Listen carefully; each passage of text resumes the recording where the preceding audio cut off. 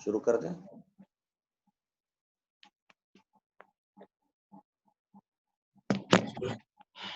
اعوذ باللہ من الشیطان الرجیم. بسم اللہ الرحمن الرحیم. اتى امر اللہ فلا تستعجلوه سبحانہ وتعالی عما یشرکون. یہ سورۃ النحل ہے اور اسی سورت کی آیت وَأَوْحَى رَبُّكَ إِلَى النَّحْلِ أَنِ اتَّخِذِي مِنَ الْجِبَالِ بُيُوتًا وَمِنَ الشَّجَرِ وَمِمَّا يَعْرِشُونَ سے اس کا نام ماخوذ ہے. النحل کہتے ہیں شہد کی مکھیوں کو، جن کا ذکر اس سورت کے اندر آئے گا. اور یہ سورت مکی سورت ہے، تو مکی سورتوں کے خاص موضوعات جو ہیں وہ جیسا کہ پہلے بھی بتایا گیا ہے، اثبات توحید اور اثبات رسالت اور اثبات البعث بعد الموت اور مشرکین کے ساتھ بحث اور مناظرہ اور دیگر کچھ اخلاقی تعلیمات مکی صورتوں کے خاص مضامین ہیں. اس صورت کے اندر اللہ تعالیٰ نے اپنی قدرت کی بہت ساری نشانیوں کو بیان فرمایا ہے. اسی طرح بندوں کے اوپر جو اپنے انعامات اور احسانات ہیں ان کو اللہ تعالیٰ نے اس صورت میں بہت زیادہ اجاگر فرمایا ہے، اور اپنے ان انعامات اور احسانات کو یاد دلا کر بندوں کو ان کو پہچاننے، یعنی اللہ کے ان انعامات اور احسانات کو پہچاننے اور اس ایک اللہ سبحانہ و تعالیٰ کا شکر کرنے اور صرف اسی کی عبادت کرنے کی ترغیب دی ہے، کا حکم دیا ہے، اور اس طرف انہیں توجہ دلائی ہے تاکہ وہ ناشکری اور شرک اور کفر کا راستہ چھوڑ کر ایمان اور شکر گزاری اور اطاعت کا راستہ اختیار کریں. بسم اللہ الرحمن الرحیم. اتی امر اللہ، آیا اللہ کا حکم. فلا تستعجلوه، فلا تستعجلوه، پس تم عجلت نہ کرو اس میں. تستعجلوه استعجل یستعجلو سے ہے، جس کا معنی ہے عجلت کرنا، جلد بازی کرنا. اتی امر اللہ، آیا اللہ کا حکم. فلا تستعجلوه، بس تم جلد بازی نہ کرو اس کے بارے میں. تب یہاں پر اللہ کے حکم سے کیا مراد ہے؟ اللہ کے حکم سے مراد یا تو قیامت ہے جو اللہ کے حکم سے آتی ہے، اور آ چکا ہے سے مراد یہ ہے کہ یعنی بہت قریب ہے. تو یہ ایک اسلوب ہوتا ہے کہ کسی چیز کے بہت زیادہ قریب ہونے کو یا جس کے واقع ہونے کے یقینی ہونے کو بتانے کے لیے ماضی کا لفظ یا ماضی کا صیغہ استعمال کیا جاتا ہے، اگرچہ کہ وہ چیز مستقبل قریب میں ہونے والی. اتی امر اللہ یعنی آ چکا اللہ کا حکم، مطلب یہ ہے کہ اس کے آنے میں کوئی شک اور شبہ نہیں ہے، یہ یقینی چیز ہے اور بہت جلد آنے والی. تو قیامت اس کے واقع ہونے میں کوئی شک اور شبہ نہیں ہے، اور یہ بہت جلد آنے والی ہے، کیونکہ اللہ کے نبی صلی اللہ علیہ وسلم کی بعثت کے بعد اب قیامت کے اور آپ کی بعثت کے درمیان کوئی دوسرا نبی نہیں ہے. تو اسی لیے قیامت کی قرب قیامت کی نشانیوں میں سے ایک نشانی آخری نبی کی بعثت. تو اتی امر اللہ، آ چکا ہے اللہ کا حکم، بس تم جلد بازی نہ کرو اس میں. تو امر اللہ سے ایک معنی تو یہ ہو سکتا ہے قیامت آ چکی ہے جس کا انکار کرتے تھے مشرکین. دوسرا ایک معنی یہ ہو سکتا ہے کہ اللہ کا حکم آ چکا ہے، یعنی اللہ کا عذاب بہت جلد آنے والا ہے. اگر تم نے کفر اور شرک اور نافرمانی پر اصرار کیا اور ضد کی اور ایمان نہ لایا اور جھٹلانے پر اصرار کیا تو اللہ کا عذاب آ چکا ہے۔ عذاب آ چکا ہے کہ مطلب یعنی عذاب کے آنے کا وقت قریب آ چکا ہے، یعنی اس کے آنے میں کوئی شک اور شبہ نہیں ہے۔ اگر تم نے کفر پر اصرار کیا تو اللہ کا عذاب تم پر بہت جلد آ سکتا ہے، اور اس کا آنا یقینی ہے ایسی صورت میں، اور بہت قریب۔ اتی امر اللہ، آ چکا اللہ کا حکم، فلا تستعجلوہ، بس تم عجلت نہ کرو اس کے بارے میں۔ یعنی مشرکین عجلت کرتے تھے، جلد بازی کرتے تھے کہ جس قیامت سے تو ہمیں ڈراتا ہے یا جس عذاب سے تو ہمیں ڈراتا ہے اس کو لے آ، دیری کیوں کرتا ہے، انتظار کس بات کا ہے؟ تو یہ عجلت کرتے تھے اور جلد بازی کرتے تھے اس کے لیے۔ تو اللہ کہہ رہے ہے جلد بازی کرنے کی ضرورت نہیں ہے، بہت جلد وہ آنے والا ہے۔ اتی امر اللہ، آ چکا اللہ کا حکم، فلا تستعجلوہ، بس تم عجلت نہ کرو اس میں۔ سبحانہ وتعالی، پاک ہے وہ، وتعالی، اور بلند و برتر ہے، عما یشرکون، اس سے جس کو وہ شریک ٹھہراتے ہیں۔ ینزل الملائکۃ، وہ نازل کرتا ہے، نزل ینزل، نازل کرنا یعنی اتارنا، اوپر سے نیچے کوئی چیز اتارتے ہیں تو اسے کہتے ہیں انزال یا تنزیل۔ نزل ینزل کا مصدر ہے تنزیل، اور انزل ینزل کا مصدر ہے انزال۔ ینزل الملائکہ، وہ نازل کرتا ہے فرشتوں کو، بالروح، وحی کے ساتھ، من امرہ، اپنے حکم سے، وہ اتارتا ہے فرشتوں کو روح کے ساتھ۔ روح سے مراد یہاں پر اللہ کی وحی ہے جو اللہ تعالیٰ اپنے پیغمبروں پر اتارتا ہے۔ تو اللہ کی وحی کو یا اللہ کے بھیجے ہوئے کلام کو روح کہا گیا، کیونکہ انسان کی زندگی، انسان کی جو جسمانی زندگی ہے وہ روح سے ہوتی ہے۔ جب بدن میں روح ہوتی ہے تو انسان زندہ ہوتا ہے، جب روح الگ کر دی جاتی ہے تو پھر انسان کی موت واقع ہو جاتی ہے، تو یہ روح ہے۔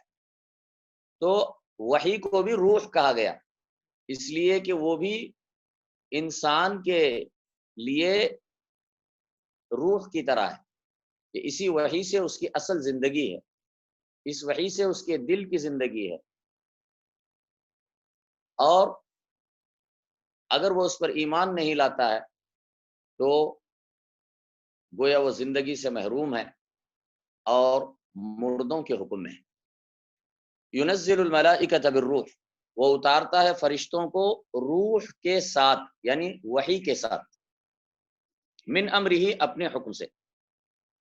یعنی فرشتے جو اترتے ہیں اللہ کا پیغام لے کر، جبرائیل علیہ السلام جب آتے تھے اللہ کے پیغمبروں کے پاس، تو اللہ کے حکم سے آتے ہیں، کوئی اپنی مرضی سے نہیں آتا، وہ جو بھی کرتے ہیں فرشتے ہر کام اللہ کے حکم سے کرتے ہیں۔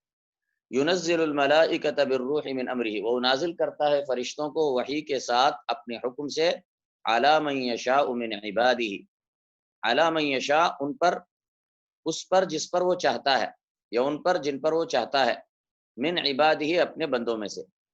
یعنی اللہ تعالیٰ وحی کو بھیجتا ہے اپنے بندوں میں سے جس پر چاہے، یعنی پیغمبری کے لیے، نبوت اور رسالت کے لیے اللہ تعالیٰ جن کو وہ چاہتا ہے منتخب فرماتا ہے، اور اللہ بہتر جانتا ہے کہ کون نبوت اور رسالت کا مستحق ہے۔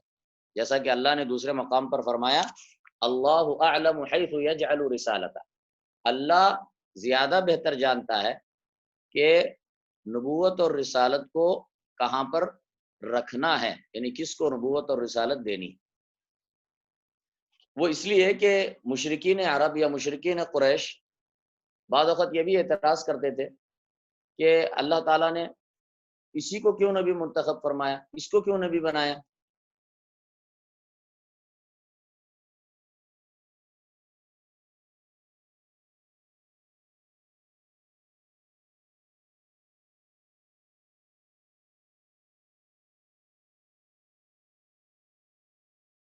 نہیں بنا کس کو نبی بنانا، یہ اللہ کی مرضی، وہ جس کو چاہتا ہے اپنے بندوں میں سے منتخب فرماتا ہے۔ ان انذرو، کہ تم آگاہ کر دو، انذر ینذر انذارن، آگاہ کر دینا، بتا دینا، ڈرانا، اطلاع دینا۔ ان انذرو، کہ تم آگاہ کر دو، یعنی اللہ تعالیٰ نبیوں کے پاس، پیغمبروں کے پاس فرشتوں کو بھیجتا ہے وحی کے ساتھ، اور اس وحی میں کیا ہوتا ہے، اس وحی کا مین پیغام کیا ہوتا ہے؟ اس وحی کا پیغام یہ ہوتا ہے ان انذرو، کہ تم آگاہ کر دو، یعنی لوگوں کو بتا دو، انہ لا الہ الا انا فاتقون، کہ بے شک نہیں ہے کوئی معبود برحق الا انا، سوائے میرے، فاتقون، پس تم سب ڈرو مجھ ہی سے۔ تو اللہ تعالیٰ جو پیغام بھیجتا ہے اس کی جو بنیاد ہے، اساس ہے، وہ توحید پر قائم ہے، اور توحید کا کلمہ لا الہ الا اللہ ہے، کہ نہیں ہے کوئی معبود برحق سوائے اللہ تعالیٰ کے، عبادت کے لائق اور زیبا صرف اللہ تعالیٰ کی ذات ہے، اور اس کے علاوہ کوئی بھی، چاہے وہ کوئی بھی ہو، فرشتہ ہو، انسان ہو، جن ہو، پتھر ہو، جمادات ہو، کوئی بھی ہو، اللہ تعالیٰ کے سوا کوئی بھی کسی بھی قسم کی عبادت کا مستحق نہیں ہے۔ خلق السماوات والارض، خلق السماوات والارض، اسی نے پیدا کیا ہے السماوات والارض، آسمانوں اور زمین کو، بالحق، حق کے ساتھ۔ حق کے ساتھ پیدا کیا کیا مطلب ہے؟ یعنی اللہ تعالیٰ نے آسمان اور زمین کو جو پیدا کیا، یوں ہی ایک تماشے کے لیے نہیں پیدا کیا، بیکار بھی نہیں پیدا کیا، ایک مقصد کے لیے پیدا کیا، اور وہ مقصد یہ ہے کہ اللہ تعالیٰ یہاں پر اس زمین پر بندوں کو چھوڑ کر انہیں آزادی اور اختیار دے کر انہیں آزمانا چاہتا ہے، ان کا امتحان لینا چاہتا ہے، تاکہ یہ دیکھے کہ ان میں کون ایمان لاتا ہے اور کون کفر کرتا ہے، کون اچھا ہے اور کون برا ہے۔ خلق السماوات والارض بالحق، پیدا کیا ہے اس نے آسمانوں اور زمین کو بالحق، حق کے ساتھ۔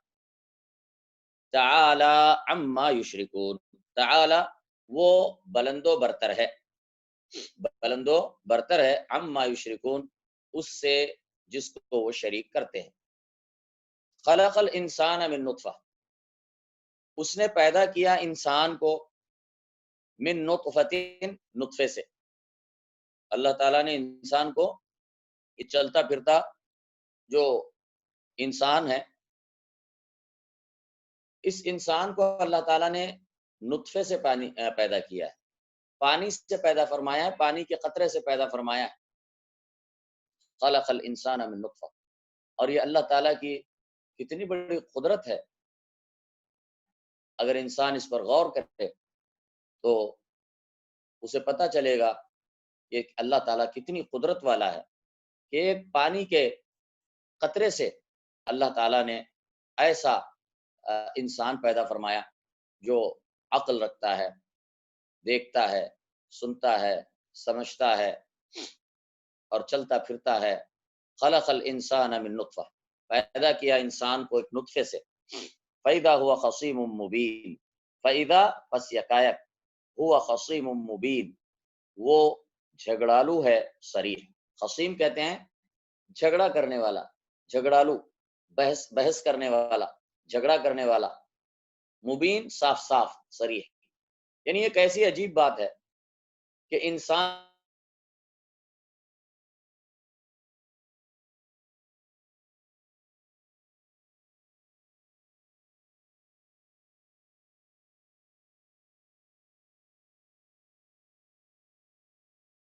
اللہ تعالیٰ کے بارے میں جھگڑا کرتا ہے، اس بارے میں موحدین سے، یا اسی طرح بعض نعوذ باللہ ملحد لوگ ہوتے ہیں، بے دین ہوتے ہیں، منکرین ہوتے ہیں، منکرین ذات باری بھی ہوتے ہیں، اور اللہ کے بارے میں جھگڑا کرتے ہیں۔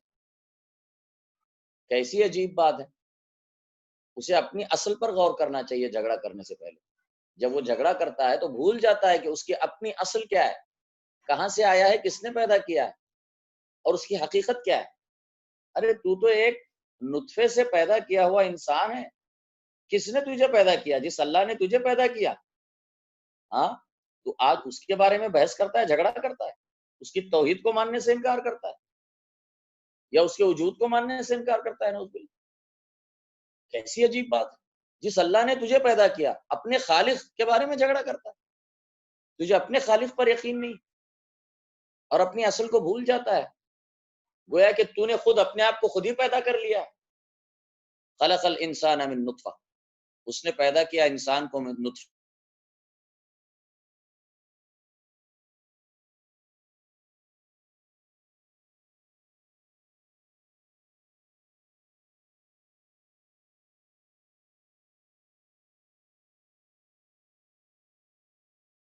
ہوتے ہیں اونٹ، گائے اور بھیڑ اور بکری، ان کو انعام کہا جاتا ہے، جن کو ہم اردو میں کہتے ہیں چوپائے یا مویشی، جن کو انسان اپنے گھروں میں پالتے ہیں اور ان سے مختلف فائدے اٹھاتے ہیں.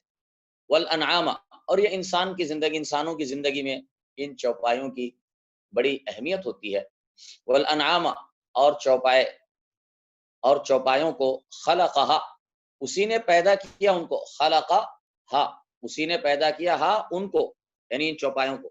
تو اللہ تعالیٰ اپنی مختلف قدرت کی نشانیاں بتا رہا ہے، اپنی خلاقی بتا رہا ہے کہ آسمان و زمین کو اسی نے پیدا کیا، انسان کو نطفے سے اسی نے بنایا. ان چوپایوں کو جن پہ انسان سواری بھی کرتا ہے، جن کا دودھ بھی پیتا ہے، جن کا گوشت بھی کھاتا ہے، ان کو بھی اللہ تعالیٰ نے پیدا فرمایا. لکم فیہا دفء، تمہارے لیے ان میں، لکم تمہارے لیے، فیہا ان میں، یعنی ان چوپایوں میں، دفء، دفء گرمی حاصل کرنے کا سامان ہے. دفء کہتے ہیں گرمی حاصل کرنے کا سامان ہے. مطلب کیا ہے؟ یعنی انسان سردی کے زمانے میں سردی سے بچنے کے لیے ان چوپایوں کے بالوں اور اون سے بنے ہوئے یا ان کے چمڑوں سے بنے ہوئے کپڑے استعمال کرتا ہے تاکہ ان سے گرمی حاصل کرے، یعنی تاکہ سردی سے بچ سکے. تو یہ بھی ایک بہت بڑا فائدہ ہوتا ہے. اور آپ کو معلوم ہے کہ سردی کے دنوں میں جو بہترین لباس ہوتا ہے جس سے انسان اپنے آپ کو سردی سے، اپنے جسم کو بچا سکے، تو وہ انہی چوپایوں کے چمڑوں سے سکھائے ہوئے، دباغت دیے ہوئے چمڑوں سے جو بنے ہوئے کپڑے ہوتے ہیں، وہ سب سے بہترین کپڑے ہوتے ہیں جو انسان کے جسم کو گرمی پہنچاتے ہیں اور اسے باہر کی سردی کے تھپیڑوں سے بچا کر رکھتے ہیں. تو اسی طرح ان کے چمڑوں سے ہو یا ان کے بالوں اور اون سے بھی ان کے لباس، سردی سے بچانے والے لباس تیار ہوتے ہیں. تو یہ بھی ان چوپایوں کے سے جو فائدے انسان حاصل کرتا ہے ان میں سے ایک اہم فائدہ ہے. لکم فیہا دفء، ان میں تمہارے لیے ان میں دفء گرمی حاصل کرنے کا سامان ہے. دفء کہتے ہیں گرمی. اور اسی سے جو ہے آج کل جو سردی کے دنوں میں ایک جو ہیٹر آتا ہے جو گرم ہوا چھوڑتا ہے سردی کے دنوں میں، اس کو عربی میں، آج جدید عربی میں کہتے ہیں مدفعہ. مدفعہ کا مطلب ہوتا ہے جو ہیٹر جو روم کے اندر گرم ہوا چھوڑ کر اس سے گرم کرتا ہے، کیونکہ دف سے ہے. دف یا دف کا مطلب ہوتا ہے گرم ہونا. لکم فیہا دفء، تمہارے لیے ان میں گرمی حاصل کرنے کا سامان ہے. ومنافع، اور دیگر منافع ہیں، فائدے کی چیزیں ہیں. یعنی ان چوپایوں کی انسانی زندگی کے اندر بڑی اہمیت ہے اور شروع سے انسان ان کے ساتھ جڑا ہوا ہے، ان سے مختلف فائدے اور مختلف منفعتیں حاصل کرتا ہے. وَمِنْهَا تَأْكُلُونَ، اور انہی سے تم کھاتے ہو. یعنی ان چوپایوں کو انسان ان کے گوشت کو ذبح کر کے ان کا گوشت کو غذا کے طور پہ استعمال کرتا ہے، اور یہ بھی ان کا بڑا اہم فائدہ ہے. اور یہ بہترین غذا ہے. اور دنیا کے اندر آپ دیکھیں گے کہ جو غذا استعمال کی جاتی ہے انسان کے کھانے کی، تو ان میں ان چوپایوں کا گوشت وہ بنیادی حیثیت رکھتا ہے اور سب سے مزیدار غذا انسان کی یہی ہوتی ہے.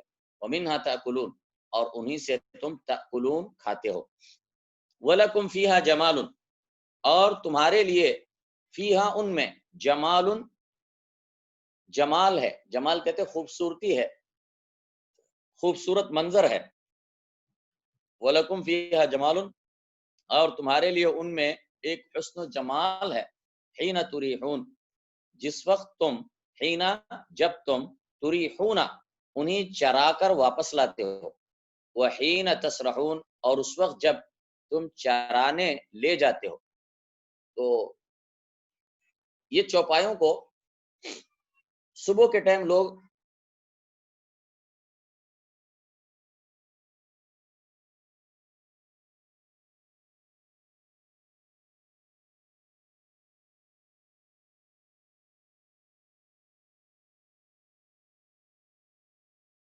دیہاتوں کے اندر ابھی بھی ہوتا ہے، لوگ اپنے جانوروں کو چھوڑتے ہیں یا چرانے والا ان کو لے کر نکلتا ہے اور ادھر ادھر ان کو لے کے پھرتا ہے چراگاہوں میں، جنگلوں میں، تاکہ وہ جو ہے اللہ کی زمین پر چارہ گھاس کھائیں اور پھر شام کو واپس لے کر آتا ہے.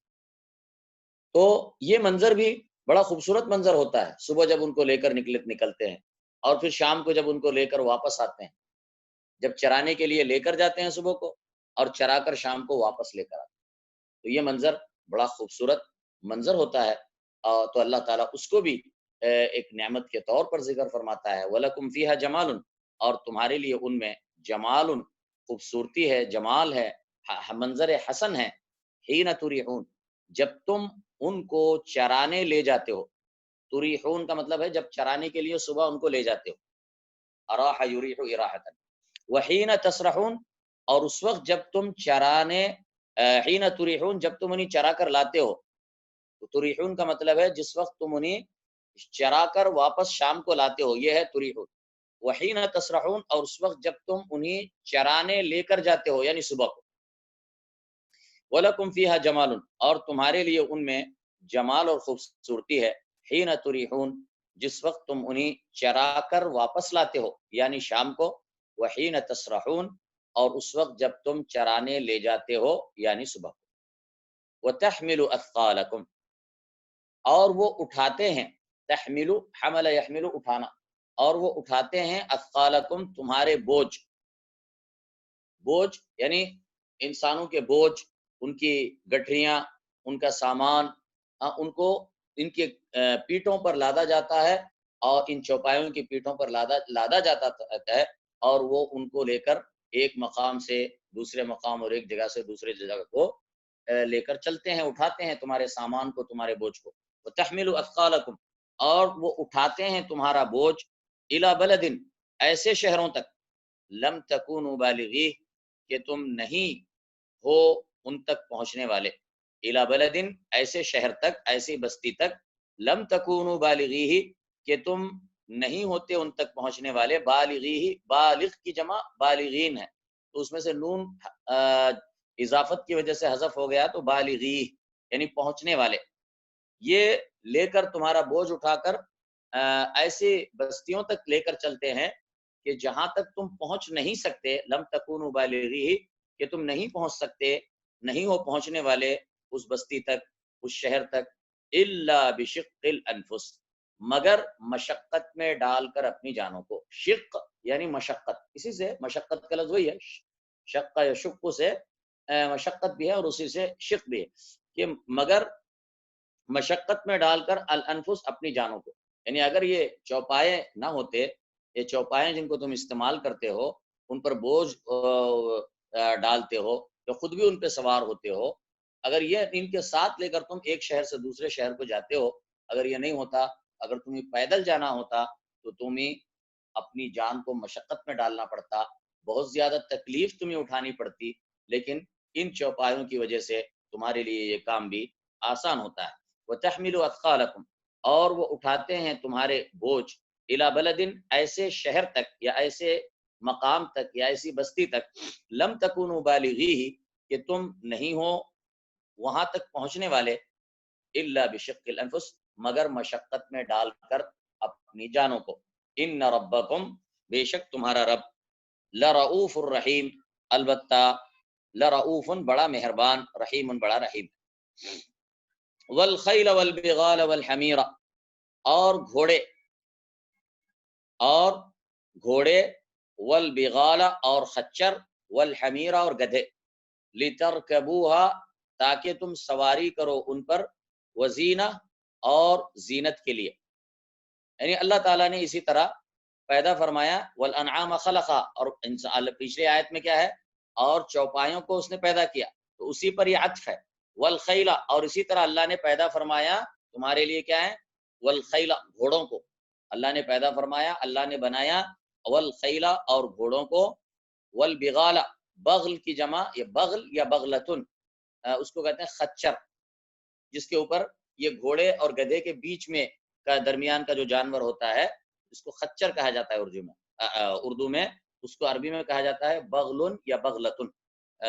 تو والخیل اور گھوڑے، والبغال اور خچر، والحمیر اور گدھے، حمار کی جمع، حمار کہتے ہیں گدھے کو، اس کی جمع ہے حمیر.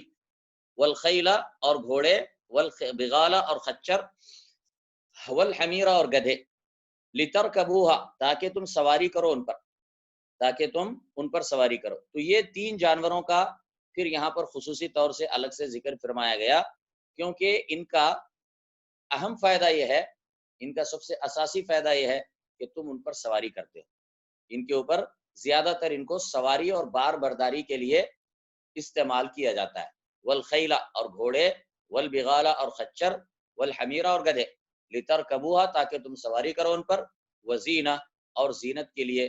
تو اس میں انسان کے لیے ایک زیب و زینت بھی ہے، گھوڑے پالتا ہے، خچر رکھتا ہے، تو اور اسی طرح گدھے وغیرہ، تو ان کے اندر بھی وہ اس کے لیے ایک زیب و زینت بھی ہے، اور انسان اس کو رکھتا ہے اور اس کی گھوڑوں پر یا اسی طرح خچروں پر وہ فخر کرتا ہے اور اس کے اندر زیب و زینت ہوتی ہے اور ان پر سواری بھی کرتا ہے. لترکبوها تاکہ تم سواری کرو ان پر، وزینہ اور زینت کے لیے. وَيَخْلُقُ مَا لَا تَعْلَمُونَ اور وہ پیدا کرتا ہے مَا لَا تَعْلَمُونَ وہ جن کو تم جانتے بھی نہیں. اب یہاں پر ایک مسئلہ ہے جو فقہی مسئلہ ہے، وہ ہے کہ یہاں پر اللہ نے اب تینوں کو ملا کر ذکر فرمایا، گھوڑے اور خچر اور گدھے. اب خچر یہ حرام ہے، ان کا کھانا خچر کا گوشت حرام ہے. اسی طرح گدھے کا گوشت بھی، پالتو جو گدھے ہوتے ہیں ان کا گوشت بھی حرام ہے. تو گھوڑوں کا بھی ذکر آیا ہے، تو کیا گھوڑے بھی ان کا گوشت حرام ہے یا حلال ہے؟ یعنی خچر اور گدھے کا گوشت تو حرام ہے، اس میں اختلاف نہیں، لیکن گھوڑے کے گوشت کے بارے میں اختلاف ہے. حنفیہ یعنی مذہب احناف والے وہ گھوڑے کو بھی حرام کہتے ہیں، اور ان کی دلیل یہ آیت ہے. وہ کہتے ہیں کہ اللہ تعالیٰ نے ان کو بار برداری کے لیے اور سواری کے لیے پیدا فرمایا ہے، اور چونکہ اللہ تعالیٰ نے خچر اور گدھے کے ساتھ ملا کر ذکر فرمایا ہے، تو اس کا مطلب یہ ہے کہ یہ صرف سواری اور بار برداری کے لیے ہے گھوڑے بھی، اور ان کا گوشت حلال نہیں ہے. یہ حنفیہ کی رائے ہے. لیکن جمہور اہل علم کی، جمہور فقہا کی رائے یہ ہے کہ گھوڑا حلال ہے، گھوڑے کا گوشت حلال ہے، اور اس کی صحیح دلیل موجود ہے. چنانچہ نیچے دلیلیں ذکر کی گئی ہیں، 3 دلیلیں ہیں، کوئی ایک دلیل ہم اس میں سے پڑھتے ہیں. حضرت اسماء رضی اللہ عنہا سے روایت ہے کہ رسول اللہ صلی اللہ علیہ وسلم کے زمانے میں مدینے میں ہم نے ایک گھوڑا ذبح کر کے کھایا تھا. یہ بخاری اور مسلم کی حدیث. اور اسی طرح آگے حضرت جابر کی حدیث بھی ہے، اور تیسری حدیث بھی حضرت جابر کی ہے. تو یہ روایت صحیح روایات ہیں، اور اس سے پتہ چلتا ہے کہ گھوڑا حلال. اچھا، اب اس کا کیا جواب ہے کہ اللہ تعالیٰ نے ان کو خچر اور گدھے کے ساتھ ملا کر کیوں ذکر کیا جبکہ وہ دونوں حرام ہیں؟ تو اس کا جواب یہ ہے کہ گھوڑے کی اصل جو خلقت ہے، جو اس کا اصل فائدہ ہے، یہ زیادہ تر جو اس کا فائدہ ہے وہ سواری اور بار برداری کے کام ہے، یہ اس کا اصل فائدہ ہے. تو اس کے لیے اللہ تعالیٰ نے اس کو خچروں اور گدھوں کے ساتھ ملا کر ذکر فرمایا. اس کا مطلب یہ نہیں ہے کہ گھوڑا حرام ہے، لیکن ضرورت پر، کیونکہ عام طور سے لوگ اس کو ذبح کر کے نہیں کھاتے ہیں، کیونکہ گھوڑا بہت قیمتی ہوتا ہے، بہت مہنگا ہوتا ہے اور اس کی ضرورت پڑتی ہے دیگر کاموں میں، سواری کے لیے، بار برداری کے لیے، جنگوں کے لیے، سفر کے لیے اس کی ضرورت پڑتی ہے اور اس کی قیمت بھی بہت زیادہ مہنگی ہوتی ہے، تو اسی لیے لوگ اس کو عام طور سے ذبح بھی نہیں کرتے اور کھاتے نہیں ہیں، لیکن اگر ضرورت پڑے تو اس کو ذبح کر کے کھانا حلال ہے، لیکن اس کا بنیادی جو فائدہ ہے وہ کھانے کے لیے نہیں ہے، بلکہ وہ کیا ہے، وہ سواری اور بار برداری کے لیے ہے۔ والخیل والبغال والحمیر لترکبوها وزینہ، اور گھوڑوں کو اور خچروں کو اور گدھوں کو لترکبوها تاکہ تم سواری کرو ان پر، وزینہ اور زینت ہے تمہارے لیے، ویخلق ما لا تعلمون، اور وہ پیدا کرتا ہے وہ جن کو تم جانتے بھی نہیں، اور اللہ تعالیٰ تو پیدا کرتا ہے اور نئی نئی چیزیں اللہ سبحانہ و تعالیٰ پیدا کرتا ہے، جنگلوں میں، بیابانوں میں، صحراؤں میں، زمین کے تہوں میں، پانی کی تہوں میں، سمندر کے اندر مختلف مخلوقات، مختلف چیزیں اللہ سبحانہ و تعالیٰ ہمیشہ پیدا کرتا رہتا ہے، وَيَخْلُقُ مَا لَا تَعْلَمُونَ، اور پیدا کرتا ہے وہ جو تم نہیں جانتے، اور اللہ تعالیٰ بہت ساری ایسی چیزیں پیدا فرماتا ہے کہ جن کو انسان سرے سے نہیں جانتا ہے۔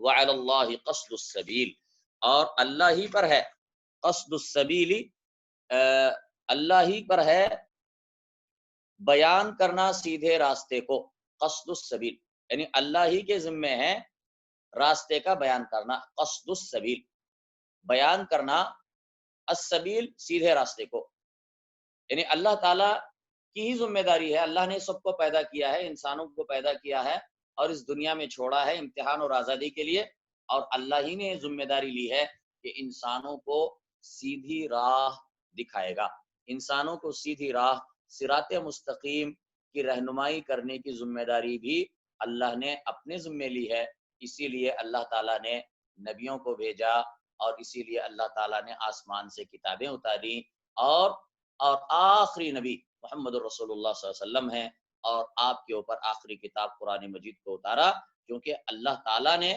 بندوں کی ہدایت کی ذمہ داری لی ہے، تاکہ کل قیامت کے دن بندے یہ نہ کہہ سکیں کہ اللہ تعالیٰ ہمیں کسی نے بتایا نہیں تھا۔ وعلی اللہ، اور اللہ ہی پر ہے، کیا ہے، قصد السبیل بیان کرنا راستے کا، یعنی سیدھے راستے کو بیان کرنا، سیدھے راستے کو واضح کرنا، سیدھے راستے کی طرف رہنمائی کرنا، یہ اللہ ہی کی ذمہ داری ہے کہ اللہ تعالیٰ نے اپنے فضل و کرم سے اس کو اپنے اوپر لیا ہے کہ وہ فرشتہ نبیوں کو بھیج کر کتابوں کے ذریعے بندوں کی رہنمائی فرمائے گا۔ وعلی اللہ قصد السبیل، اور اللہ ہی پر ہے بیان کرنا سیدھے راستے کا، ومنہا جائر، اور ان میں جائر چند ٹیڑے بھی ہیں، ومنہا بہت سارے ہیں، ہدایت کا راستہ ایک ہے لیکن گمراہی کے راستے بہت زیادہ ہیں، گمراہی کے راستے بے شمار ہیں، متعدد ہیں، تو لیکن ہدایت کا راستہ ایک ہی ہے۔ ومنہا جائر، اور ان میں سے یعنی ان راستوں میں سے جائر چند ٹیڑے بھی ہیں، جائر کہتے ہیں ٹیڑھے، جو سیدھی یعنی اعتدال سے ہٹے ہوئے، اسی سے جو ہے نا جارا یجورو کا ایک معنی کیا ہوتا ہے، ایک تو ہوتا ہے راستے سے منحرف ہونا، مائل ہو جانا ایک معنی، اسی طرح جارا یجورو سے مطلب ہوتا ہے ظلم کرنا، اسی سے جس ظالم کو جو ہے نا جائر بھی کہتے ہیں اور ظلم کو جور بھی کہتے ہیں، کیونکہ ظلم کیا ہوتا ہے، وہ سیدھے راستے سے انحراف ہے، صراط مستقیم سے انحراف ہے، مائل ہے، تو اسی لیے اس کو جور اور ظلم کہتے ہیں، اردو میں بھی استعمال کرتے ہیں جور و ظلم، تو اسی سے جائر، جائر کا مطلب راستے سے، صراط مستقیم سے ہٹے ہوئے ٹیڑے راستے، ومنہا جائر، اور ان میں سے جائر چند ٹیڑے بھی ہیں، یعنی ان راستوں میں سے گمراہی کے ٹیڑے راستے بھی ہیں، جبکہ ہدایت کا راستہ وہ بالکل مستقیم ہے، سیدھا ہے۔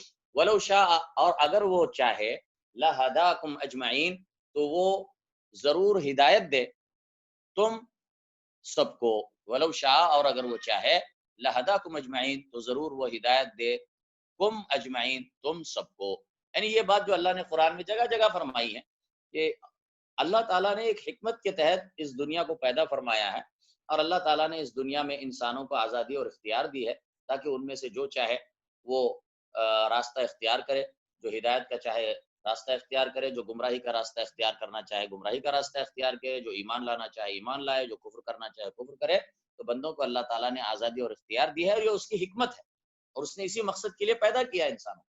لیکن اگر اللہ چاہتا تو یہ ان کو سب کو ہدایت دیتا، سب کو نیک بنا دیتا، سب کو مومن بنا دیتا، جس طرح اس نے فرشتوں کو پیدا کیا.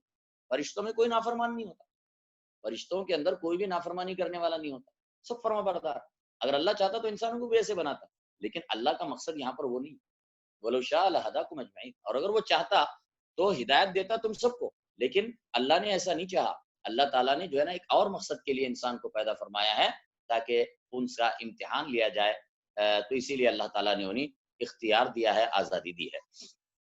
هو الذي انزل من السماء ماء، هو الذي وہی ہے، الذي انزل من السماء ماء جس نے اتارا ہے آسمان سے پانی. یعنی اللہ تعالیٰ نے آسمان سے بارش اتاری، پانی اتارا. لکم منہ شراب، لکم تمہارے لیے، منہ اس میں، یعنی اس پانی میں جو آسمان سے اترنے والے پانی میں، لکم تمہارے لیے اس میں شراب پینا ہے. شراب پینا ہے، پینے کی چیز کو شراب کہتے ہیں. اردو میں شراب کہتے ہیں وہ نشے والے، نشے اور جو شراب ہے اس کو شراب کہتے ہیں اردو کے استعمال میں. لیکن عربی میں شراب کا مطلب یہ نہیں ہے کہ عربی میں اس شراب کو جو نشے والی شراب ہے اسے خمر کہتے ہیں.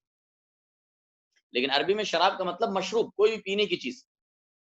لکم منہ شراب، اسی میں تمہارے لیے، اسی میں ہے شراب پینا ہے، یعنی تمہارے لیے اس میں پینے کا پانی ہے، صاف ستھرا شفاف صحت بخش پانی بارش سے آتا ہے. لکم جو کنووں میں، تالابوں میں، دریاؤں کی شکل میں، اس کا چشموں کی شکل میں اس کا پانی محفوظ ہو جاتا ہے، پھر لوگ جو ہے نا اس کو اپنے پینے کے لیے استعمال کرتے ہیں. لکم منہ شراب، تمہارے لیے اس میں پینا ہے. ومنہ، اور اسی میں شجر، وہ درخت ہیں، فیہ جن میں تسیمون تم چراتے ہو، یعنی اسی بارش کے پانی سے درخت اگتے ہیں. فیہ ان درختوں میں، فیہ ان میں یعنی کن میں، ان اگنے والے درختوں میں، نباتات میں، تسیمون تم چراتے ہو. اسام یسیمو چراتے ہو، یعنی اپنے جانوروں کو لے جا کر وہاں پر چراتے ہو. تسیمون. هو الذي انزل من السماء ماء، وہی ہے جس نے اتارا آسمان سے پانی. لکم منہ شراب، تمہارے لیے اسی میں شراب پینا ہے. ومنہ شجر، اور اسی سے وہ درخت ہیں، فیہ تسیمون جن میں تم چراتے ہو، یعنی اپنے چوپایوں کو لے جا کر چراتے ہو. ینبت لکم، وہ اگاتا ہے. ینبت انبت ینبت انباتن، اگانا، زمین سے اگانا پودوں کو، جھاڑوں کو. ینبت، وہ اگاتا ہے. لکم تمہارے لیے، بھی اس کے ذریعے، کس کے ذریعے، اس آسمانی پانی کے ذریعے، آسمان سے آنے والی بارش کے ذریعے اگاتا ہے وہ تمہارے لیے اس کے ذریعے. الزرع، کھیتیاں، یعنی اناج اور غلے والی، دھان ہے، اسی طریقے سے جو ہے، جوار ہے، گیہوں ہے، چاول ہے، اور دیگر جو اناج اور غلے والی چیزیں، دالیں ہیں، یہ کھیتیاں. ینبت لکم، وہ اگاتا ہے تمہارے لیے، بھی اس کے ذریعے، الزرع کھیتیاں، والزیتون اور زیتون، والنخیل اور کھجور کے درخت. نخلتن کہتے ہیں کھجور کا درخت، اس کی جمع ہے النخیل، اور کھجور کے درخت. والاعناب، اور انگور. الاعناب انگور، اس کا مفرد یعنی واحد ہے عنب، عنب انگور، اس کی جمع ہے الاعناب. والاعناب اور انگور. ومن کل الثمرات، اور ہر قسم کے میوے، الثمرات میوے، یعنی یہ جو ان کا ذکر کیا گیا ہے، اور ان کے علاوہ بھی بہت سارے مختلف میوے اور فروٹس ہیں جو اللہ تعالیٰ اس پانی کے ذریعے سے تمہارے لیے بناتا ہے اور اگاتا ہے زمین سے. یہ بھی اللہ تعالیٰ کی نعمتیں ہیں، اللہ کے احسانات ہیں، اور پھر اسی وقت یہ اللہ کی قدرت کی نشانیاں بھی ہیں. ان فی ذالک، بے شک اس میں، لآیۃ، ایک بڑی نشانی ہے، لقوم یتفکرون، ان لوگوں کے لیے جو غور و فکر کرتے ہیں. تو غور و فکر کرنے کی چیزیں ہیں، انسان ان کے درمیان زندگی گزارتا ہے. یہ ساری چیزیں جو اللہ بتا رہا ہے، انسان ان کو اپنی آنکھوں سے دیکھ رہا ہے، انہی کے درمیان زندگی گزارتا ہے. لیکن ان چیزوں کے اندر نشانیاں ہیں اللہ تعالیٰ کی توحید کی، اس کے علم کی، اس کی قدرت کی. ان لوگوں کے لیے نشانیاں ہیں جو عقل استعمال کرتے ہیں، جو غور و فکر کرتے ہیں، جو جانوروں کی طرح نہیں رہتے. یہ جانور جو ہے غور و فکر نہیں کرتا. تو اگر انسان بھی اسی طرح ہو جائے، ان چیزوں کو دیکھ کر، یا اللہ کی ان مخلوقات کو دیکھ کر، اللہ کی نعمتوں کو دیکھ کر، اس کے انسانات کو دیکھ کر اللہ تعالیٰ کو اگر نہ پہچانے، اپنے رب اور خالق کو نہ پہچانے، اگر اپنے رب اور خالق کی توحید پر ایمان نہ لائے، اس کے رسولوں اور پیغمبروں کی اطاعت نہ کرے، تو پھر اس میں اور جانوروں میں کوئی فرق نہیں۔ ان فی ذلک لآیۃ لقوم یتفکرون، بے شک اس میں البتہ ایک بڑی نشانی ہے ان لوگوں کے لیے جو غور و فکر کرتے ہیں۔ وسخر لکم اللیل والنہار، اور اسی نے مسخر کیا ہے تمہارے لیے، لکم تمہارے لیے، اللیل والنہار، رات اور دن کو، سخرا مسخر کیا، مسخر کرنے کا مطلب تمہاری خدمت پر لگا دیا، تمہارے کام میں لگا دیا، تمہارے لیے تمہاری خدمت پر ان کو لگا دیا۔ وسخر، اور مسخر کیا، لکم تمہارے لیے، اللیل والنہار، رات اور دن کو۔ دیکھو یہ رات اور دن یہ انسان کے لیے، انسانی زندگی کے لیے ان کی بڑی اہمیت ہے۔ رات کو انسان آرام کرتا ہے اور سکون حاصل کرتا ہے اور سوتا ہے اور اس کی بیٹری چارج ہوتی ہے، اور دن کو جو ہے نا وہ کام کرتا ہے، اور اس کی معیشت کے لیے دن کا ہونا ضروری ہے، اور سورج کی روشنی کا ہونا بھی ضروری ہے۔ تو دن اور رات کا یہ آنا اور جانا یہ انسانوں کی زندگی کے لیے ان کی بے حد اہمیت ہے، اور یہ اللہ تعالیٰ نے دن اور رات کے، دنوں اور راتوں کے آنے جانے کا سلسلہ ہمیشہ سے چلایا ہے، اور وہ برابر اللہ کے بنائے ہوئے طریقے کے مطابق کام کر رہا ہے۔ وسخر لکم، اور اس نے مسخر کیا تمہارے لیے رات اور دن کو، والشمس، اور سورج، والقمر، اور چاند کو، اور سورج اور چاند کو بھی اللہ نے مسخر کیا، والنجوم مسخرات بامرہ، اور ستارے بھی، النجوم اور ستارے بھی، مسخرات مسخر کیے ہوئے ہیں، بامرہ، اسی کے حکم سے۔ تو یہ ساری مخلوقات ہیں جن کو اللہ نے پیدا فرمایا ہے، اور اللہ کہتا ہے ہم نے تمہارے لیے بنایا ہے، تمہارے فائدے کے لیے اللہ تعالیٰ نے ان کو بنایا ہے، بامرہ، اس کے حکم سے۔ ان فی ذلک، بے شک اس میں، لآیات، البتہ نشانیاں ہیں، لقوم یعقلون، ان لوگوں کے لیے جو عقل رکھتے ہیں۔ وما ذرأ لکم فی الارض مختلفا الوانہ، وما ذرأ لکم، اور جو کچھ اس نے پیدا کیا ہے، ذرأ، یذرأ کا مطلب پیدا کرنا اور پھیلا دینا زمین میں۔ تو اللہ تعالیٰ نے زمین میں بہت ساری چیزوں کو پیدا کیا، اور اس کے بعد زمین کے اندر ان کو پھیلا دیا، پوری زمین کے اندر جو ہے نا گلوب کے اوپر یہ پھیلے ہوئے ہیں خشکی کے اثر۔ وما ذرأ لکم، اور جو کچھ پیدا کیا ہے اس نے، لکم تمہارے لیے، فی الارض زمین میں، مختلفا الوانہ، اس حال میں کہ مختلف ہیں ان کے رنگ۔ تو اللہ تعالیٰ نے مختلف چوپایوں کو بھی پیدا فرمایا ہے، مخلوقات کو پیدا فرمایا ہے، نباتات کو پیدا فرمایا ہے، جمادات کو پیدا فرمایا ہے۔ ہاں، تو یہ ساری مختلف چیزیں ہیں جس کو اللہ نے پیدا فرمایا اور زمین کے اندر ان کو پھیلا دیا ہے۔ فی الارض، اور جو کچھ اس نے پیدا کیا ہے، لکم تمہارے لیے زمین میں، مختلفا الوانہ، اس حال میں کہ مختلف ہیں، الوانہ، اس کے رنگ، یعنی یہ جو اللہ نے زمین میں چیزیں پھیلائی ہیں ان کے رنگ بھی جدا جدا ہیں، الگ الگ ہیں۔ کوئی جو ہے نا مخلوقات میں سے، نباتات میں سے، جمادات میں سے، مختلف رنگ کی چیزیں ہیں، کوئی سفید ہے، کوئی سبز ہے، کوئی لال ہے، تو ایسے کوئی سیاہ ہے، تو یہ مختلف رنگ ہیں، اور یہ بھی جو ہے اللہ تعالیٰ کی قدرت ہے کہ اللہ تعالیٰ نے مختلف رنگوں کے اندر ان چیزوں کو پیدا فرمایا ہے۔ وما ذرأ لکم، اور اس میں جو پیدا فرمایا اس نے تمہارے لیے، فی الارض زمین میں، مختلفا الوانہ، اس حال میں کہ مختلف ہیں، الوانہ، اس کے رنگ، لون کہتے رنگ کو، اس کی جمع ہے الوان، اس کے رنگ۔ ان فی ذلک، بے شک اس میں، لآیۃ، البتہ ایک نشانی ہے، لقوم یذکرون، ان لوگوں کے لیے جو نصیحت حاصل کرتے ہیں، یذکرون، جو نصیحت حاصل کرتے ہیں۔ اب دیکھیں یہاں پر اللہ نے اوپر فرمایا یوم یتفکرون، اور اس کے بعد والی آیت میں فرمایا یعقلون، اس کے بعد یہاں پر فرمایا یذکرون، جو غور و فکر کرتے ہیں، جو عقل استعمال کرتے ہیں، جو نصیحت حاصل کرتے ہیں۔ تو یہ ساری چیزیں اللہ اپنے بتا کر، اپنی قدرت کی نشانیوں کو بتا کر، اپنے انعامات اور احسانات اور نوازشوں کو بتا کر، اللہ تعالیٰ بندوں کو دعوت دے رہا ہے کہ غور و فکر کرو، نصیحت حاصل کرو، اپنی عقل کو استعمال کرو۔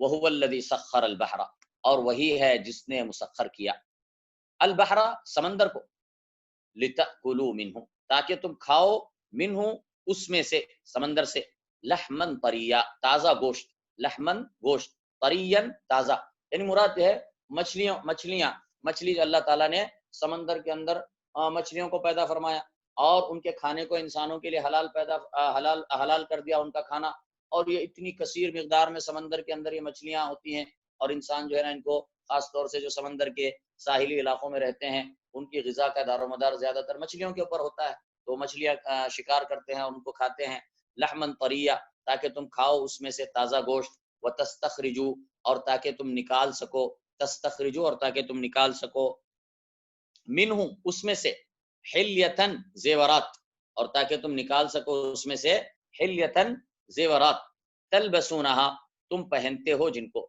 تم اس سے زیورات نکالتے ہو، یعنی سیپیاں ہیں، موتیاں ہیں، جواہرات ہیں، جو سمندر کے اندر سے لوگ ان کو نکالتے تھے اور ان کو زیب و زینت کے لیے استعمال کرتے تھے، زیورات کے لیے استعمال کرتے تھے، عورتیں جو ہے نا ان کو گلوں میں پہنتی تھیں خوبصورتی کے لیے اور زیب و زینت کے لیے، تو یہ بھی جو ہے نا اللہ تعالیٰ کی نعمتوں میں سے ایک اہم نعمت تھی۔ وَتَسْتَخْرِجُ اور تاکہ تم نکال سکو، منہ اس میں سے یعنی سمندر سے، حلیتن زیورات یعنی سیپیوں کی شکل میں، موتیوں کی شکل میں، تلبسونہا تم پہنتے ہو جن کو، وَتَرَى الْفُلْكَ اور تو دیکھتا ہے الفلکا کشتیوں کو، اور تو الفلک کہتے ہیں کشتیاں جو سمندر پہ تیرنے والی کشتیاں ہوتی ہیں، وَتَرَى الْفُلْكَ اور تو دیکھتا ہے کشتیوں کو، مواخرہ کہ وہ چیر کر چلتے ہوئے، اور تو دیکھتا ہے کشتیوں کو مواخرہ چیر کر چلتے ہوئے، مواخرہ فیہ اس میں، یعنی یہ کشتیاں دیکھو آپ نے اگر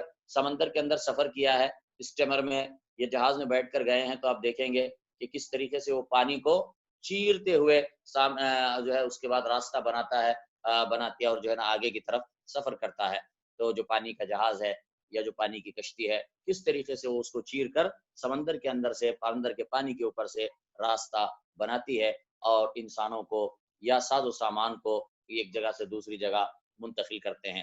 وَتَرَى الْفُلْكَ اور تو دیکھتا ہے الفلکا کشتیوں کو، مواخرہ کہ وہ پانی چیر کر چلتے ہیں، مواخر مخر یمخرو سے ہے، مواخر یہ کشتیاں کیا کرتی ہیں سمندر پر چلتی ہیں، یعنی پانی کو چیر کر اس میں راستہ بناتی ہیں، مواخرہ پانی چیر کر چلتے ہوئے، فیہ اس میں، وَلِتَبْتَغُوا اور تاکہ تم تلاش کرو، من فضلہ اس کے فضل کو، وَلَعَلَّكُمْ تشکرون اور شاید کہ تم شکر کرو۔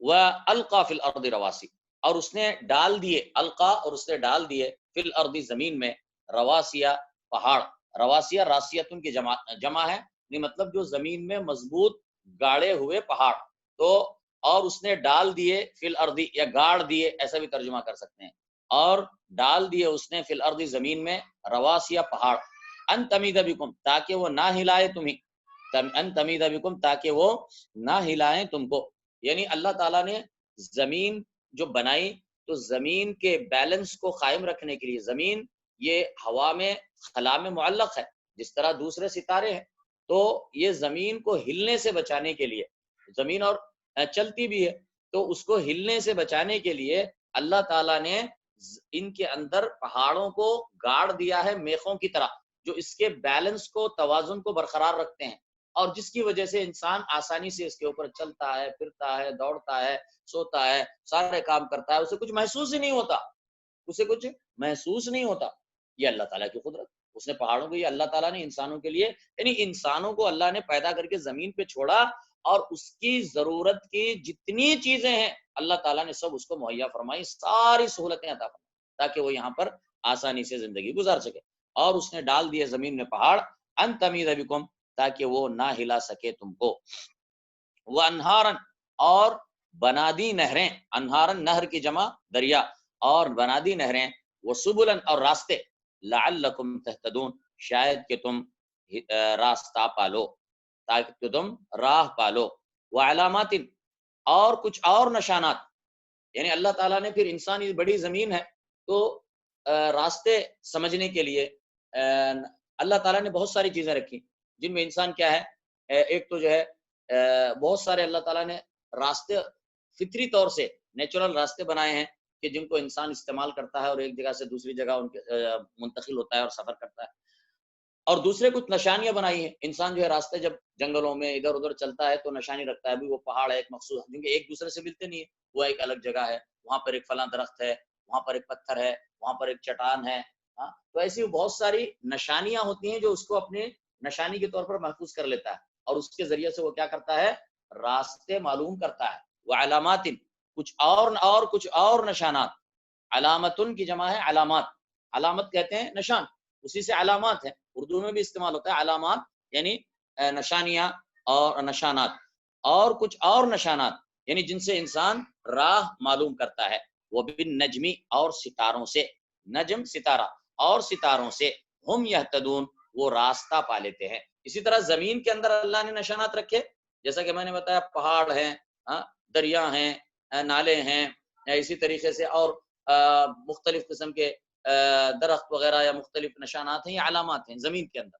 اور اسی طرح آسمان کے اندر اللہ تعالیٰ نے یہ ستارے رکھے ہیں، ان کو بھی انسان سفر کے دوران دیکھ کر جو ہے نا راہ معلوم کرتا ہے۔ وبالنجمی اور ستاروں سے ہم یہتدون وہ راستہ پا لیتے ہیں۔ افمن یخلق کیا پس وہ جو پیدا کرتا ہے، کیا پس وہ جو پیدا کرتا ہے، کمل لا یخلق اس کی مانند ہے جو پیدا نہیں کرتا۔ اب یہ سب بتا کر اللہ کہہ رہا ہے ارے بھائی ذرا سوچ کے دیکھو، ذرا عقل دوڑاؤ کہ جو اللہ یہ سب، جس نے یہ سب چیزیں پیدا کی ہیں، اس کی طرح ہو سکتا ہے کہ جو پیدا ہی نہیں کر سکتا، جس نے کوئی چیز نہیں پیدا کی؟ اب یہ مشرکوں کو سمجھنا چاہیے، افمن یخلق کمن لا یخلق، کیا پس وہ جو پیدا کرتا ہے اس کی طرح ہو سکتا ہے جو پیدا نہیں کرتا؟ اب جس نے، اب مشرکین جو ہے نا غیر اللہ کی عبادتیں کرتے ہیں، اللہ کے ساتھ دوسروں کو شریک کرتے ہیں، غیر اللہ کو جو ہے کی بھی عبادت کرتے ہیں۔ ارے بھائی سوچو، اللہ کہتا ہے کہ جس نے پیدا کیا وہ اس کی طرح ہو سکتا ہے جس نے کچھ نہیں پیدا کیا؟ تم ان کی عبادت کرتے ہو جنہوں نے کچھ نہیں پیدا کیا، کیسی بات ہے؟ کتنے تعجب اور حیرت کی بات ہے کہ تم اللہ کے ساتھ جس نے سب کچھ پیدا کیا ان کو شامل کرتے ہو اس کی عبادت میں، جنہوں نے کچھ بھی نہیں پیدا کیا، یہاں تک کہ ایک مچھر اور ایک مکھی بھی انہوں نے نہیں پیدا کیا۔ افمن یخلق کمن لا یخلق کیا پس وہ جو پیدا کرتا ہے اس کی مانند ہے جو نہیں پیدا کرتا؟ افلا تذکرون کیا پس تم نصیحت نہیں پکڑتے؟ وَإِن تَعُدُّوا نِعْمَةَ اللَّهِ اور اگر تم گنتی کرنا چاہو گے اللہ کی نعمتوں کی، لا تحصوها تو نہیں گنتی کر سکو گے ان کی، یعنی اللہ نے بہت ساری نعمتیں یہاں پر ذکر فرمائی، اور آخر میں اللہ کہتا ہے اللہ کی اور بھی بے شمار نعمتیں ہیں، اگر تم ان کو گننا چاہو تو تم شمار نہیں کر سکتے۔ ان اللہ لغفور الرحیم بے شک اللہ البتہ بہت معاف کرنے والا رحیم ہے۔ واللہ یعلم ما تسرون وما تعلنون اور اللہ جانتا ہے ما تسرون جس کو تم چھپاتے ہو، وما تعلنون اور جس کو تم ظاہر کرتے ہو، یعنی اللہ سے کوئی چیز چھپی ہوئی نہیں ہے، جو تم ظاہر کر کے کرتے ہو اس کو بھی جانتا ہے، جو تم اپنے دل میں چھپاتے ہو اس کو بھی جانتا ہے۔ واللہ یعلم اور اللہ جانتا ہے ما تسرون جو کچھ تم چھپاتے ہو، وما تعلنون اور جو کچھ تم ظاہر کرتے ہو۔ والذین یدعون من دون اللہ اور وہ لوگ جو پکارتے ہیں من دون اللہ اللہ کے سوائے دوسروں کو، والذین اور وہ لوگ یدعون جو پکارتے ہیں من دون اللہ اللہ کے سوا کو، یعنی اللہ کے سوا دوسروں کو، لا یخلقون شیئا وہ نہیں پیدا کرتے کچھ بھی، وہم یخلقون اور وہ خود پیدا کیے جاتے ہیں۔ یعنی مشرکین جن کو اللہ کے ساتھ جن کو پکارتے ہیں، مشرکین اللہ کے علاوہ جن کو پکارتے ہیں، جن سے دعائیں کرتے ہیں، جن کی عبادت کرتے ہیں، اپنے مورتیوں کی، بتوں کی یا مردوں کی، مرے ہوئے لوگوں کی، تو جن کو بھی وہ پکارتے ہیں اللہ کے سوا، انہوں نے کوئی چیز پیدا نہیں کی، بلکہ وہ خود ان کو اللہ نے پیدا فرمایا، وہ خود مخلوق ہیں، وہ دوسروں کو کیا پیدا کریں گے؟ وہ تو خود اپنے کو نہیں پیدا کر سکے، ان کو بھی اللہ نے بنایا۔ تو والذین یدعون من دون اللہ اور وہ لوگ جن کو وہ پکارتے ہیں اللہ کے سوا، لا یخلقون شیئا وہ نہیں پیدا کرتے کچھ بھی، نہیں پیدا کر سکتے کچھ بھی، وہم یخلقون اور وہ پیدا کیے جاتے ہیں، وہ مخلوق ہیں، اموات وہ مردہ ہیں، غیر احیاء نہ کہ زندہ۔ اب یہ مردہ ہیں، یعنی یہ مردہ ہے کس پر صادق آتی ہے بات؟ بتوں کے اوپر بھی صادق آتی ہے۔ اسی طرح جو لوگ مر چکے ہیں، جن کو لوگ پوجتے ہیں مرنے کے بعد، ان کو جو ہے نا اولیاء اللہ کہہ کر، بزرگ کہہ کر، یا جو انبیاء اور اولیاء اور صالحین جو مر چکے ہیں تو ان کو بھی بہت سارے لوگ پوجتے ہیں۔ تو اللہ کہہ رہا ہے یہ سب مردہ ہیں، اموات وہ مردہ ہیں، غیر احیاء نہ کہ زندہ ہیں، وما یشعرون۔ اچھا ساتھ میں یہ بتا دوں کہ اللہ تعالیٰ نے قرآن میں فرمایا اللہ تعالیٰ نے کہا کہ یہ جو شہداء ہیں ان کو جو ہے مردہ مت کہو، وہ تو زندہ ہیں، اپنے رب کے پاس رزق دیا جاتا ہے۔ تو اس کا مطلب کیا ہے؟ کیا اس کا مطلب یہ ہے کہ شہداء ان کے اوپر موت نہیں ہے؟ یہ مطلب نہیں ہے ہرگز، یہ کسی نے نہیں کہا۔ اگر اس پہ موت ہی نہیں ہے تو کیوں اس کو لے جا کے قبر میں دفن کیا؟ اس پہ موت آ گئی، وہ مر گئے، وہ مردہ ہیں۔ لیکن اللہ کہہ رہا ہے کہ انہوں نے جس عظیم مقصد کے لیے، اللہ تعالیٰ کے دین کی سربلندی کے لیے انہوں نے اپنی جان دی ہے، اپنے وہ قتل میں اللہ کے راہ میں، تو اسی لیے اللہ تعالیٰ نے ان کو مرنے کے بعد وہاں پر ایک زندگی عطا فرمائی ہے جو وہاں کی زندگی ہے، دنیا کی زندگی نہیں ہے۔ یہ اللہ تعالیٰ بتا رہا ہے کہ شہداء کا مقام، ان کا مرتبہ بتا رہا ہے۔ اس کا مقصد یہ نہیں ہے کہ وہ مرے نہیں ہیں، دنیا کی موت ان پر نہیں آئی، یہ مطلب نہیں ہے، یہ کسی کوئی عقل مند بھی ایسا نہیں بول سکتا، اور نہ یہ آیت کا معنی اور مفہوم ہے۔ تو وہ بھی مر چکے ہیں جو بھی ہیں، اور بلکہ انبیاء کرام کے بارے میں بھی اللہ نے فرمایا انک میت و انہم میتون، اے بے نبی تو بھی مرنے والا ہے اور وہ سب بھی مرنے والے، یہ دنیا کی موت تو سب پر آتی ہے۔ فرمایا اموات غیر احیاء، وہ مردہ ہیں نہ کہ زندہ، وما یشعرون، اور وہ شعور نہیں رکھتے، ایان یبعثون، کہ کب وہ اٹھائے جائیں گے۔ اب دیکھو یہ کب وہ اٹھائے جائیں گے کس کے بارے میں؟ وہ پتھروں کے بارے میں، پتھر کے بتوں کے بارے میں ہی نہیں ہوتا یہ جملہ جو ہے ایان یبعثون، وہ یہ بھی نہیں جانتے کہ ان کو دوبارہ کب زندہ کیا جائے گا، دوبارہ کب اٹھایا جائے گا قبروں سے۔ یہ ان مردوں کے بارے میں ہے جن کو لوگ مرنے کے بعد پوجتے ہیں، یا براہ راست ان کی قبروں کو پوجتے ہیں، یا پھر ان کے مورتی یا ان کے بت بنا کر پوجتے ہیں۔ اموات غیر احیاء، وہ مردے ہیں نہ کہ زندہ، وما یشعرون، اور وہ نہیں شعور رکھتے، ایان یبعثون، کہ کب وہ اٹھائے جائیں گے۔ الہکم الہ واحد، تمہارا معبود ایک ہی معبود ہے۔ فالذین لا یؤمنون بالآخرہ، بس وہ لوگ جو ایمان نہیں لاتے آخرت پر، قلوبہم منکرہ، ان کے دل منکر ہیں، وہم مستکبرون، اور وہ تکبر کرنے والے ہیں۔ یعنی جو لوگ، اللہ تو ایک ہی ہے، الہ برحق ایک ہی الہ ہے، لیکن جو آخرت پر ایمان نہیں رکھتے، وہ ان کے دل اس کا انکار کرتے ہیں۔ یعنی منکرین قیامت، وہ اللہ کی توحید کو ماننے سے انکار کرتے ہیں، اللہ کی وحدانیت کو ماننے سے انکار کرتے ہیں۔ قلوبہم منکرہ، ان کے دل منکر ہیں، انکار کرنے والے ہیں۔ فالذین لا یؤمنون بالآخرہ، بس وہ لوگ جو ایمان نہیں لاتے آخرت پر، قلوبہم منکرہ، ان کے دل منکر ہیں، وہم مستکبرون، اور وہ تکبر کرنے والے ہیں۔ لا جرم، یقیناً، لا محالہ، لا جرم کا مطلب لا محالہ، یعنی یقیناً، بے شک، بلا شبہ، لا جرم، بلا شبہ، ان اللہ، بے شک اللہ، یعلم، جانتا ہے، ما یسرون، جس کو وہ چھپاتے ہیں، وما یعلنون، اور جس کو وہ ظاہر کرتے ہیں، انہو، بے شک وہ، لا یحب المستکبرین، وہ پسند نہیں کرتا تکبر کرنے والوں کو۔ تو یہاں پر اکتفا کرتے ہیں۔